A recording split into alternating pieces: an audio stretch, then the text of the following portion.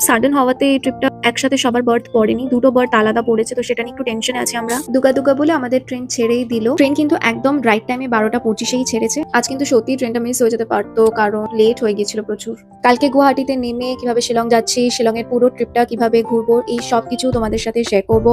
কাল ভোর 6:30টায় আমাদের অ্যারাইভাল আছে, দেখা যাক ট্রেন রাইট টাইমে থাকে কিনা। কথা বলতে বলতে আমরা নৈহাটি ক্রস করলাম। তোমরা কে কে বড় মার দর্শন পেয়েছো এবছর আমাকে জানিও, আমার সেই সৌভাগ্য হয়নি। আচ্ছা, তোমাদের জানিয়ে রাখি, কলকাতা সাইরাং এক্সপ্রেস কিন্তু একটি স্পেশাল ট্রেন। এটা নতুন শুরু হয়েছে কলকাতা চিতপুর থেকে সাইরাং অব্দি। এটা সপ্তাহে 3 দিন চলে, মঙ্গল, বুধ এবং শনিবার।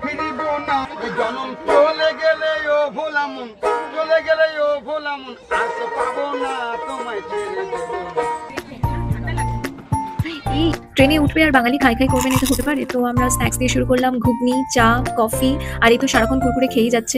মালদা টাউন আমরা ক্রস করলাম। এবার অনেকটা সন্ধে হয়েই গেছে, আমরা তাড়াতাড়ি ডিনার করে শুয়ে পড়বো, কারণ কাল ভোর 6:30টায় আমাদের অ্যারাইভেল আছে।